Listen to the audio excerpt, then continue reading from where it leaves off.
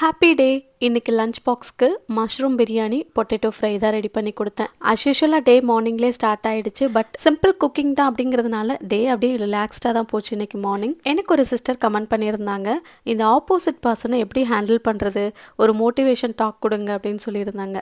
நான் ஒரு ஸ்டோரி சொல்லட்டுமா? ஒரு ஊர்ல ராஜா இருந்தாரு. அவர் எப்பவுமே அன்னதானம் கொடுக்குற வழக்கம் இருக்கு. இது ஏழை மக்களுக்கு பசி ஆற வைக்கிறதுக்கும் என்னைக்காவது ஒரு நாள் நல்ல சாப்பாடு சாப்பிட்றதுக்கும் இந்த மாதிரி அவர் உதவி பண்ணியிருக்காரு.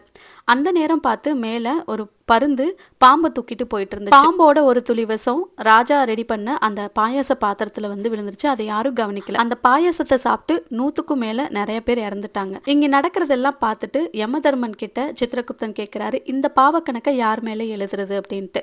அப்போ யமதர்மன் சொல்றாரு, ராஜா ஒரு நல்ல இன்டென்ஷனோட தான் சாப்பாடு போட்டார், அவர் மேல தப்பு இல்லை, அதனால அவர் மேல போட முடியாது.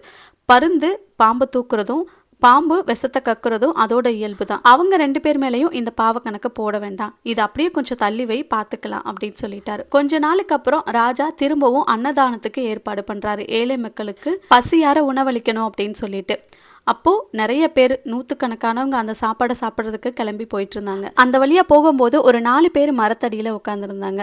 ஸோ எல்லாரையும் பார்த்து கேட்குறாங்க, எல்லாரும் எங்க போறீங்க அப்படின்ட்டு. ராஜா கொடுக்குற அன்னதானத்தை சாப்பிட போறோம் அப்படின்னு சொல்லிட்டு. உடனே இந்த 4 பேரும் சொல்றாங்க, போன தடவை அன்னதானம் கொடுத்தப்பவே நிறைய பேர் வந்து உயிர் விட்டுட்டாங்க, நிறைய பேரை ராஜா கொன்னுட்டாரு, இப்போ நீங்களும் போய் உங்க உயிரை மாச்சிக்க போறீங்களா அப்படின்னு சொல்றாங்க. உடனே வந்தவங்க எல்லாமே திரும்ப ரிட்டர்ன் வீட்டுக்கு போயிட்டாங்க. இதெல்லாம் வாட்ச் பண்ணிட்டு இருந்த யமதர்மராஜா சொன்னாரு, எப்ப இந்த போன தடவை 100 பேருக்கு மேல இறந்தாங்கன்னு சொன்னியே, அந்த பாவ கணக்கை இந்த 4 பேர் மேல எழுது அப்படின்னு சொன்னாரு. இதை நான் ஒரு ஸ்டோரியில படிச்சேன். இந்த மாதிரி புறம் பேசுற 4 பேர் நாலாபுறமும் இருப்பாங்க. ஸோ இவங்களுக்கான தண்டனையை கடவுள் கொடுப்பார் அப்படின்னு சொல்லிட்டு நம்மளோட லைஃப் கோல் அச்சீவ்மெண்ட் எதுவோ அதுக்கான ஹார்ட் ஒர்க்கை போட்டு போயிட்டே இருப்போம். பிடிச்சிருந்தா ஷேர் பண்ணுங்க.